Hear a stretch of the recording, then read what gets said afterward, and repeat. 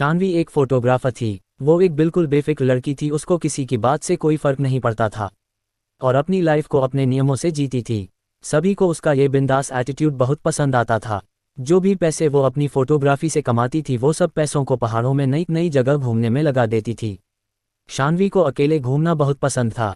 इस बार भी वो अकेले ही एक नई जगह, एक नए हिल स्टेशन आई थी। वो जगह एक गांव के पास थी।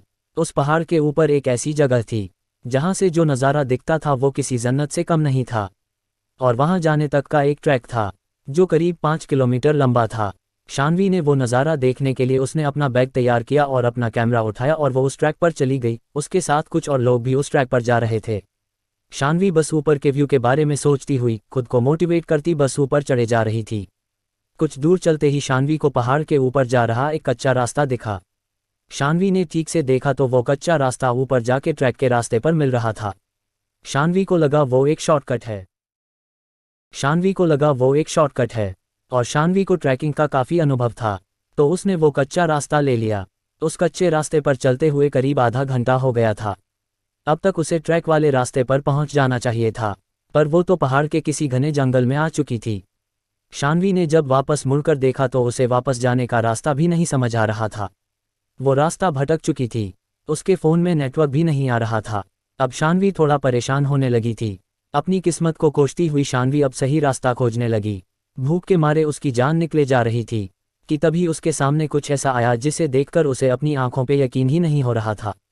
उस वीराने के बीच एक बहुत ही सुंदर कैफ़े बना था और उसी कैफ़े से एक पक्की सड़क भी मिली थी। शान्वी की खुशी का कोई ठिकाना नहीं था।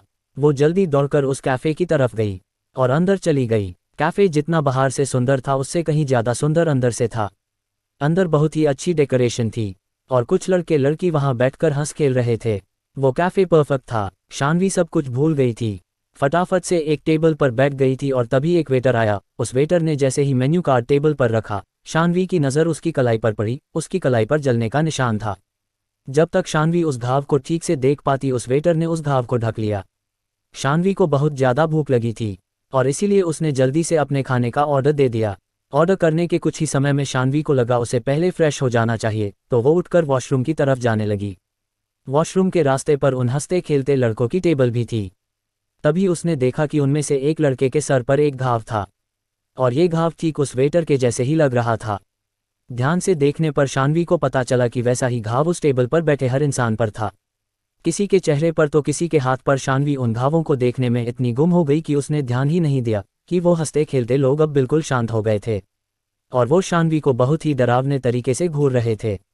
शान्वी को लगा कि शायद उसके ऐसे देखने पर वो लोग नाराज़ हो गए हैं। वो सॉरी बोलकर वहां से सीधा वॉशरूम चली गई। वॉशरूम में मुंह धुलते हुए वो उन घाव के बारे में सोच रही थी। मुंह धुलने के बाद जब उसने सर उठाकर शीशे में देखा, उसकी रूह कांप उठी। उस वॉशरूम के शीशे में वो वॉशरूम पूरा जला हुआ दिख रहा था। अचानक उसे बहुत ज़ोर ज़ोर से लोगों की चीखों की आवाज़ आने लगी, लेकिन ये सब कुछ थोड़ी ही देर में बंद हो गया और जब तक शान्वी कुछ समझ पाती सब कुछ पहले जैसा हो गया था।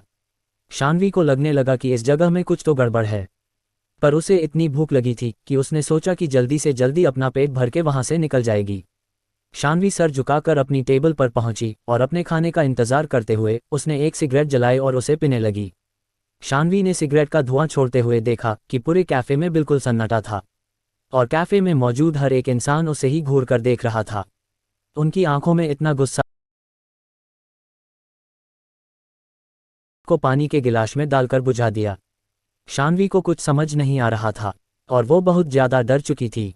इससे पहले वो कुछ कर पाती उसने देखा कि वहां बैठे लोग जिनके शरीर काले पड़ रहे थे अब राख की तरह टूट रहे हैं।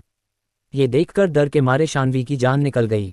वो अपना सामान उठाकर जैसे तैसे उस कैफ़े से बाहर भागी और जब उसने वहां से निकलकर पीछे मुड़कर देखा तो उसे वो खूबसूरत कैफ़े नहीं एक पुरानी जली हुई बिल्डिंग दिखी। वहां शान्वी बिना कुछ सोचे बस रोड पर भागती गई।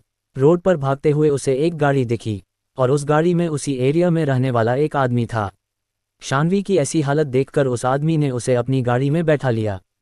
शान्वी ने उसके साथ हुआ हादसा जैसे तैसे उस आदमी को बताने की कोशिश की। शान्वी को लगा था कि वो आदमी उसे पागल समझेगा, पर उस आदमी ने कुछ ऐसा कहा जो शान्वी ने कभी सोचा भी नहीं था। उसने शान्वी को बताया कि जिस जगह की वो बात कर रही थी वो कई साल पहले एक कैफ़े हुआ करता था। एक बार एक कस्टमर उसी कैफ़े में बैठा हुआ सिगरेट पी रहा था और उसने सिगरेट को बिना बुझाए ही अपनी टेबल के पास ही फेंक दिया था। उस आदमी की लापरवाही की वजह से एक पर्दे में आग लग गई थी, और इससे पहले कोई कुछ कर पाता उस पूरे कैफे में आग फैल गई थी और अंदर फंसे सभी लोग जलकर मर गए। शान्वी ये सब सुनकर हक्की बक्की रह गई। अब उसे सब समझ आ रहा था और उसे यकीन नहीं हो रहा था कि उस कैफे में बैठे सभी लोग जिंदा नहीं मरे हुए थे। उस आदमी की बात सुनकर शान्वी सोच रही थी कि वो बाल बाल बच गई, लेकिन शान्वी को ये नहीं पता था कि उसके बगल में बैठे इंसान की गर्दन पर भी वैसा ही जले हुए का निशान था। अगले दिन उस एरिया के अखबार में एक खबर आई जिसमें लिखा था कि एक लड़की की उसी रोड पर एक्सीडेंट से मौत हो गई और उस लड़की का नाम शान्वी था। तो दोस्तों, आपको ये कहानी कैसी लगी हमें कमेंट्स में ज़रूर बताएं।